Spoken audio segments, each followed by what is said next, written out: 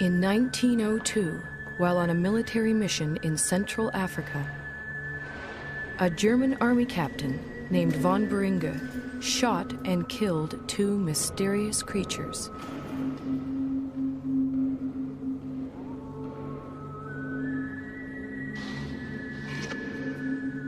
He then sent the skull and bones of one of them back home to Germany.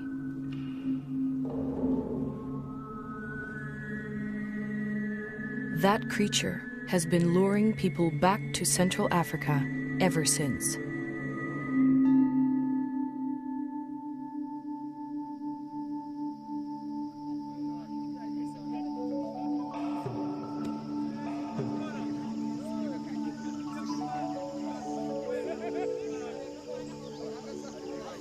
In 1921, American naturalist Carl Akeley made his way to the gorilla's ancestral home. The Virunga volcanoes, in what was then the Belgian Congo. Akeley brought a movie camera to document his visit, and a little girl to help prove Africa wasn't such a dark continent.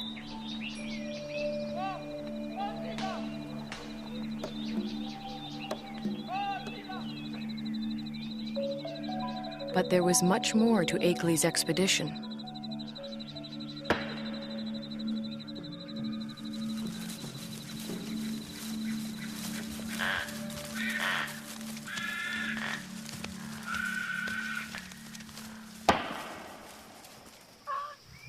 Akeley had come to collect mountain gorilla specimens for exhibit in New York.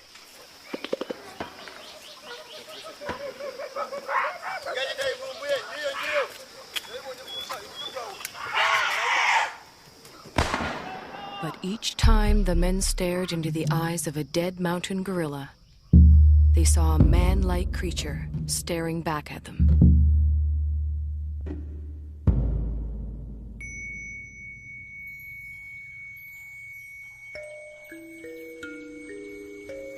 Akeley decided the killing must end. He urged Belgium's King Albert to make a permanent sanctuary of the gorilla's home.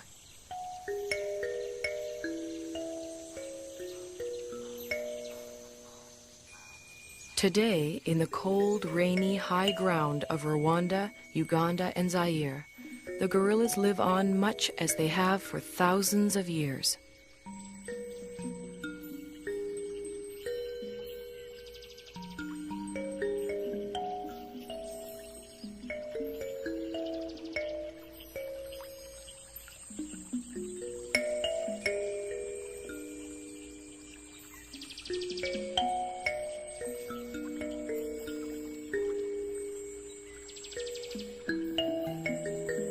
Only now their mountain home is tiny and isolated, pressed in on all sides by people and farmland.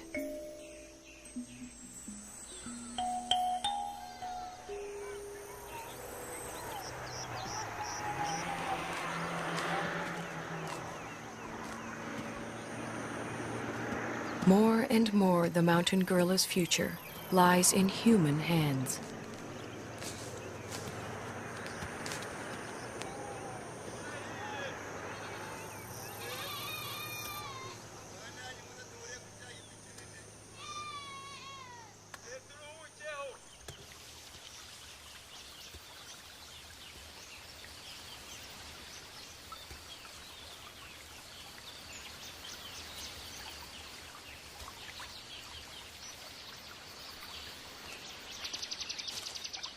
American field biologist George Schaller was the first person to study mountain gorilla behavior.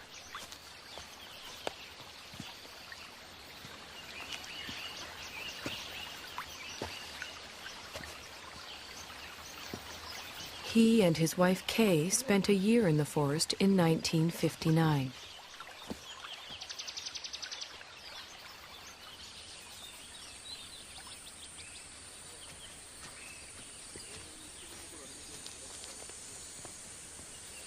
A number of other scientists have followed. Among them, current director of the Karasoke Research Center, Diane Doran. Hi. Hi. You made it. Good to see you. Hi. Hi, nice to see you. You made it just in time. The patrol's going out, and I was going out to see gorillas in Barabagwiza. Would you like to come along? Wonderful. Great. Okay. Tugende. Tendagwiza.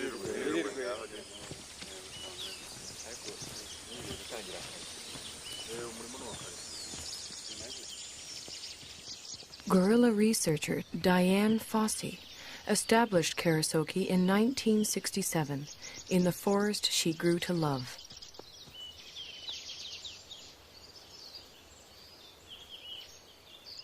For Schaller, too, the forest became an enchanted place.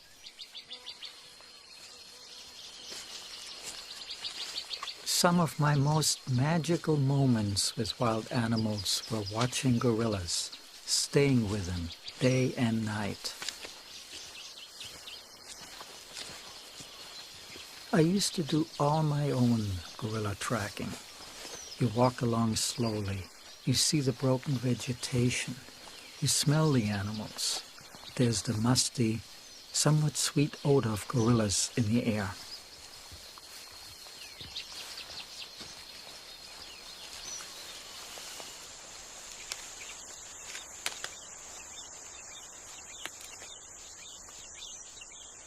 When you follow them hour after hour, you adapt to their rhythm of doing things. You move at their speed. You start thinking at their speed, almost. And that is a lovely feeling for a biologist, to seemingly enter into the lives of the animals without disturbing them.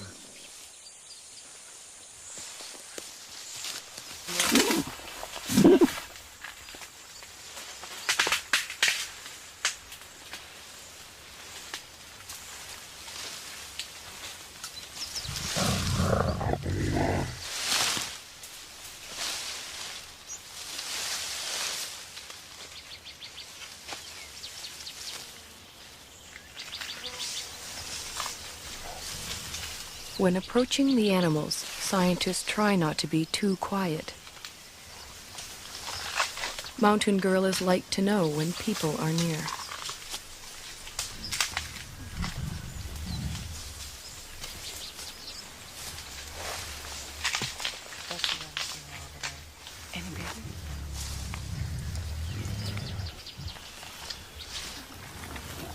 The mountain gorilla's day is spent feeding and resting.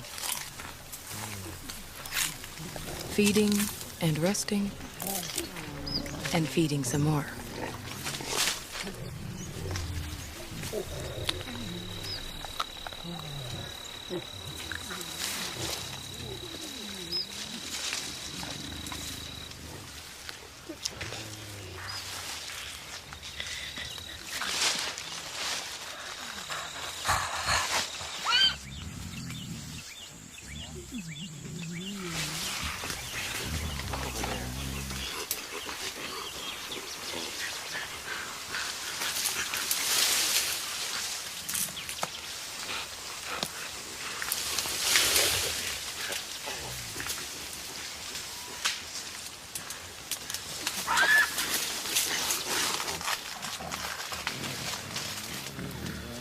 There are only a few hundred mountain gorillas left in the world. Most live as part of a family. The father and protector of this family is the male silverback, Umagumi. He acts as a magnet for the group. The females gather around him. Their infants and offspring gather around them.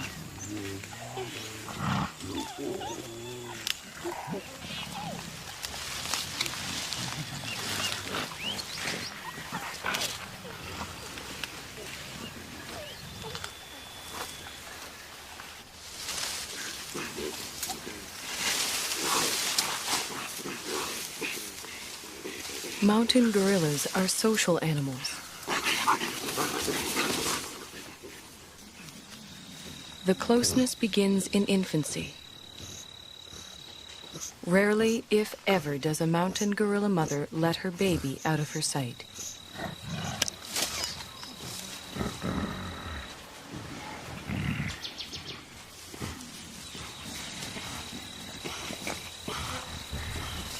The baby, for his part, likes nothing better than to make contact with the other members of the group.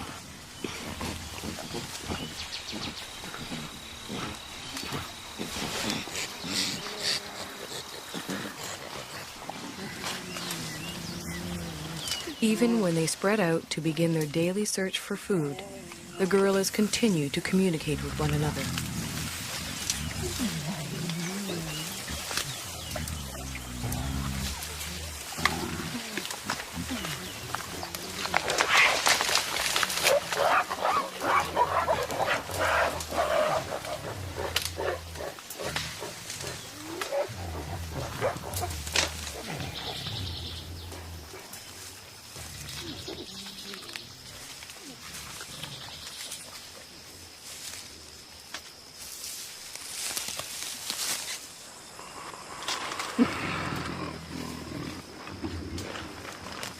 While the adults devote most of their waking hours to foraging for food, the youngsters devote most of theirs to play. Park guards have named this 3-year-old Nzeli.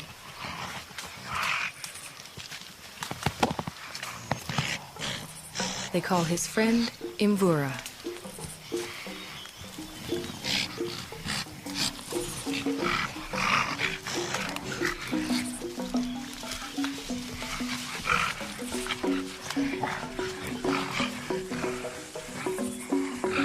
At 8 years, Karira is a bit of a bully. Washushwe is only 4.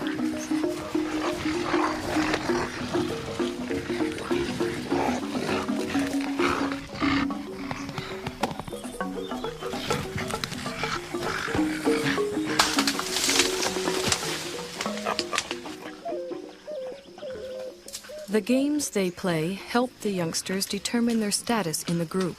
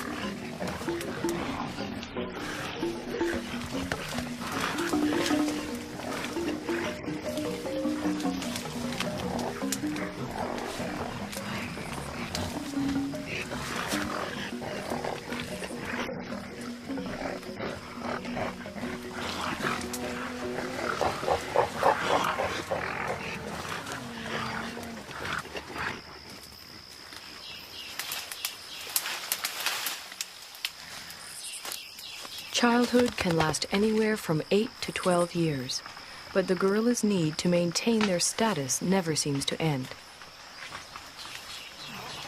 Any opportunity to reinforce the hierarchy is seized upon.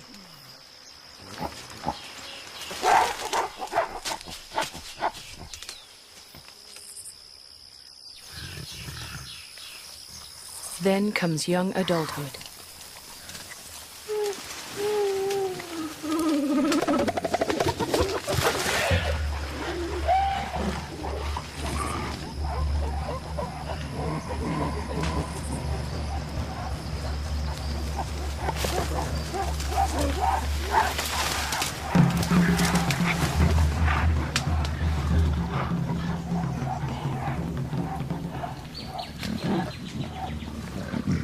At 13, Intwari has the beginnings of a silverback and his first real sense of the power that comes along with it. He also has a dedicated young male follower.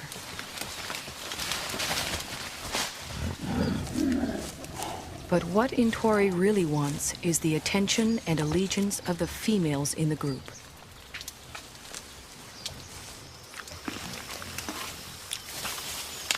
Umugumi doesn't seem too threatened by Intwari's advances towards the females. Well over 400 pounds, the dominant male silverback could easily discipline the younger one, or throw him out of the group altogether. For now, Umugumi seems content to focus on the local vegetation, of which he eats some 50 pounds a day.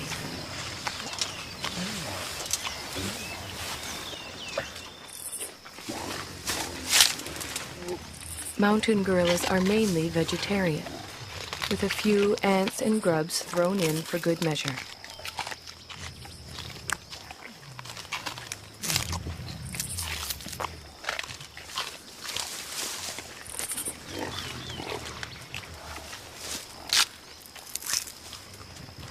Their staple diet includes a bitter, stinging mixture of thistles, nettles, goosegrass, bamboo, and wild celery.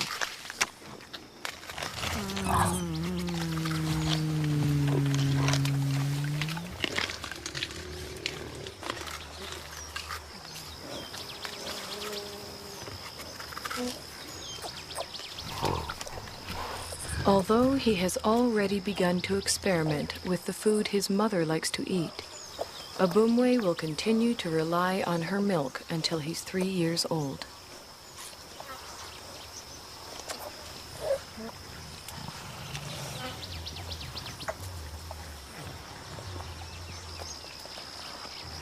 By the time he's 4, Abumwe will be strong enough to forage on his own.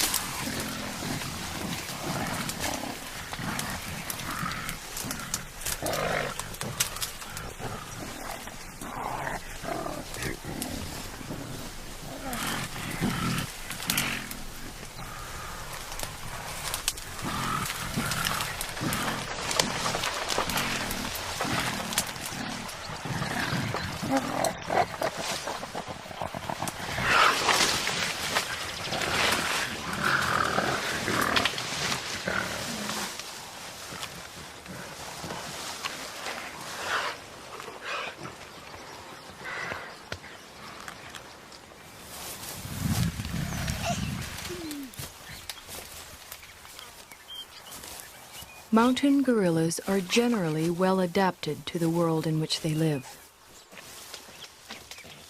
But however idyllic their home may appear, for the youngsters in the group, the mountains hold many perils. Many newborns simply don't survive.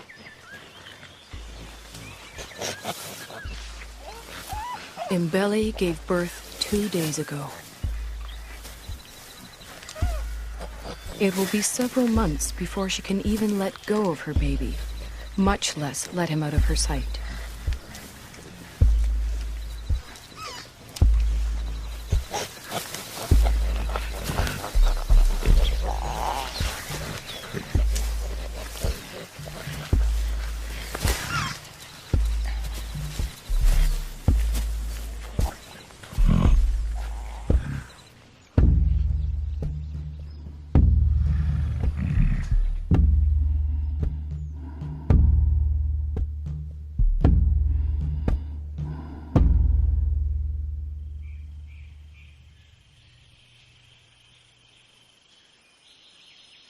The mountain gorillas are more vulnerable than they know.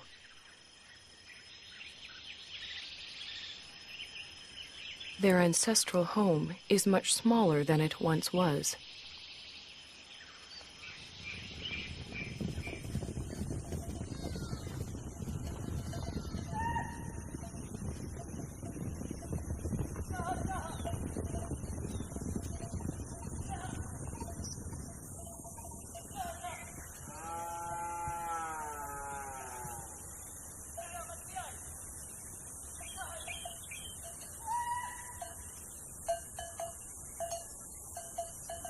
All around them, human activity is increasing.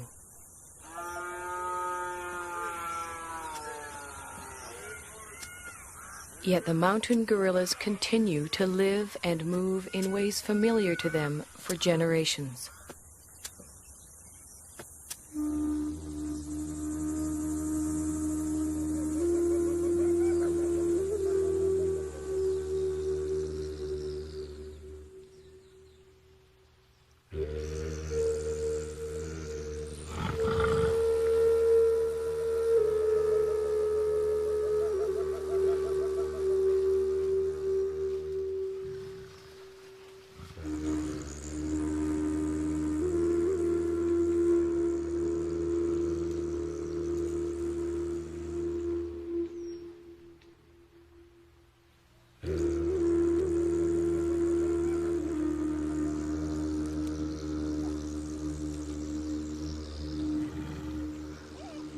They do not distinguish between thistles and meadows that are inside the park and thistles and meadows that are outside it.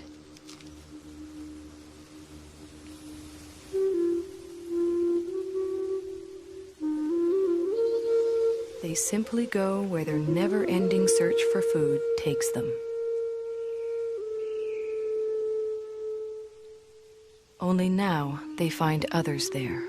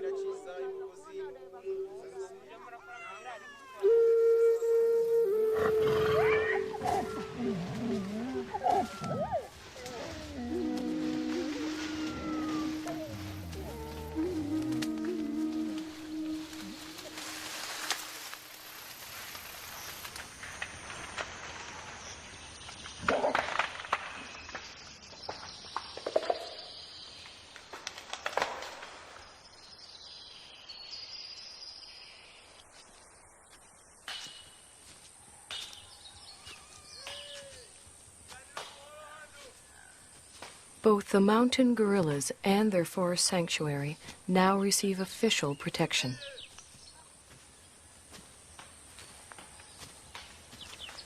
Park guards and anti-poaching patrols go to the forest every day.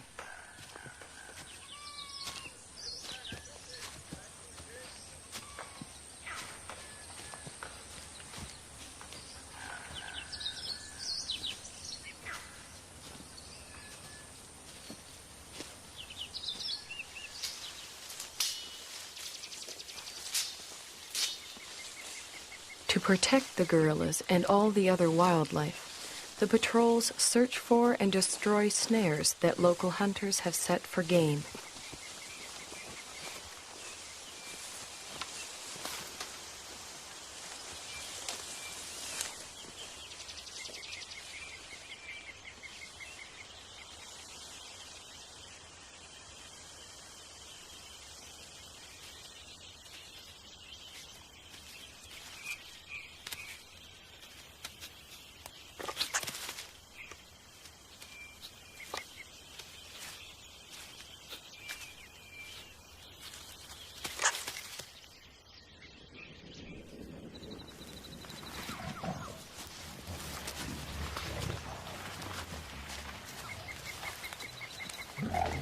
The guards search the forest, checking on the gorillas' whereabouts and welfare.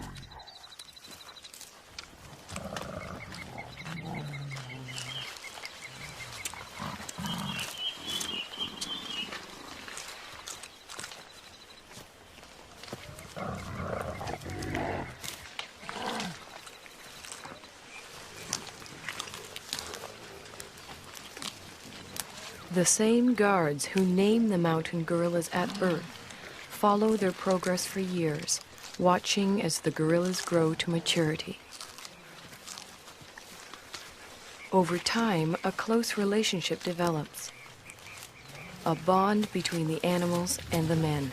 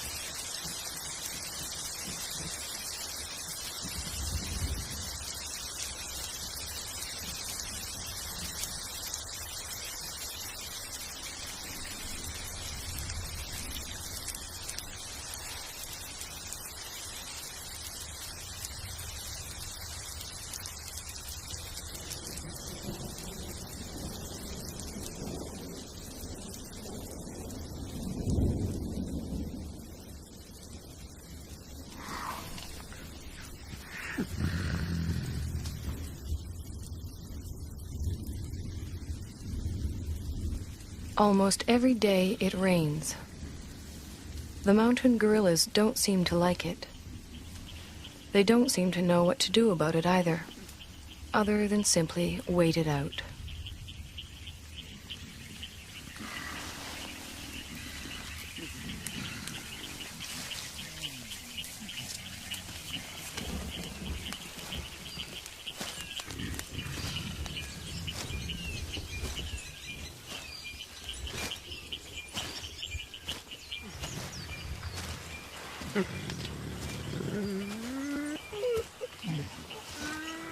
At least the rain provides them with a rich supply of food.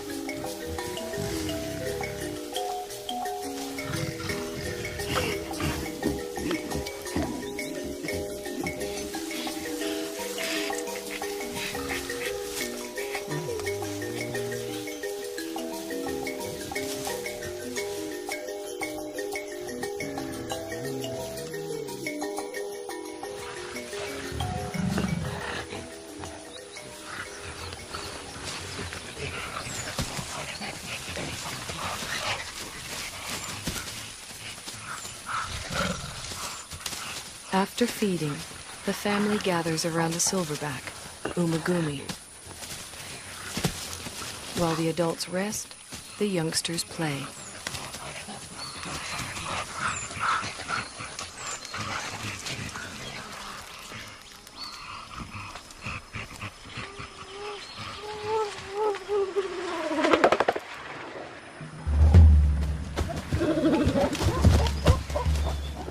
For the group's leading young adult male, it's become much more than play.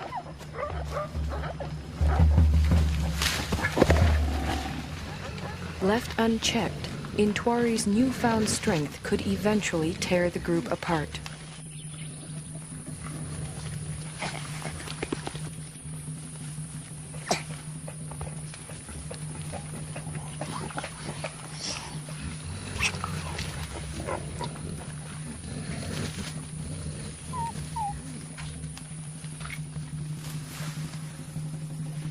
The threat Intwari represents puts females such as Poppy on edge.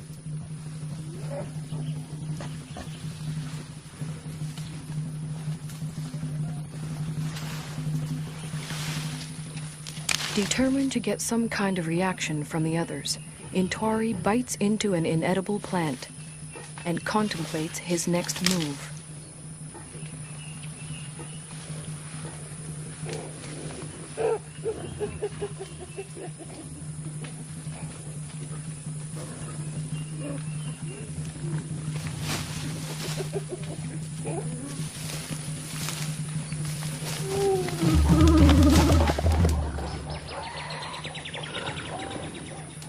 This time, even Umagumi seems uneasy.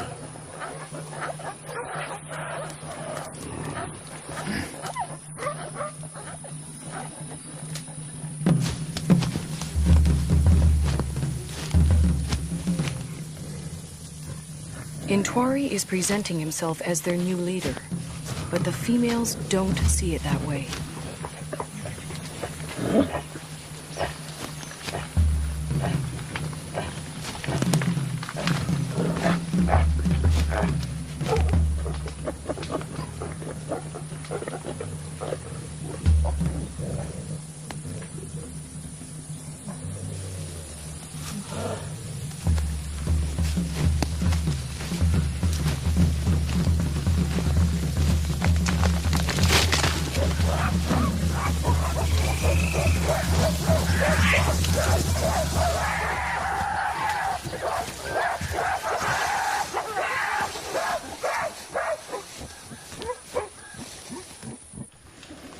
Having forced Intwari out, the group moves on.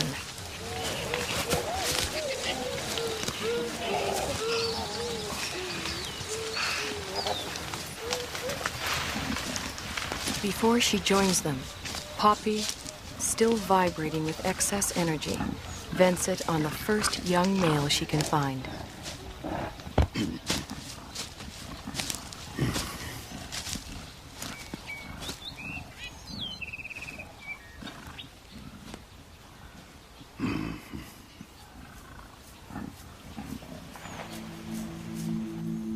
To be pushed out for good seems harsh, but what Intwari really needs now is time and space to mature, to the point where he too can have a family of his own.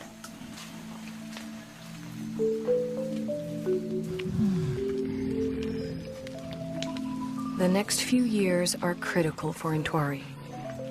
They are also critical for all the other mountain gorillas.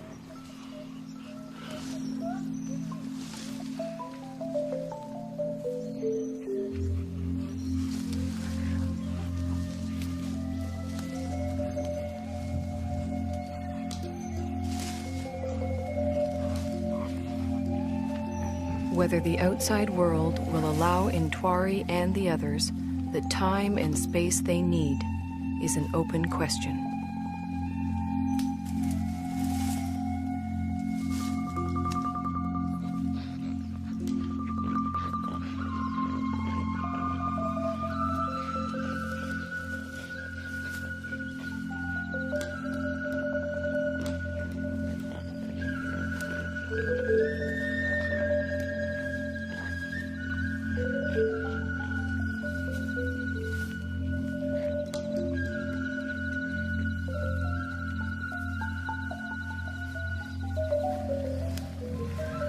One thing is certain.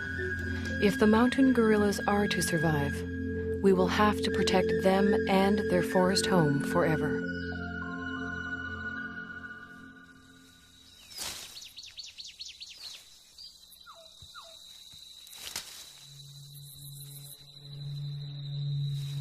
If we ever turn our backs, they'll be gone.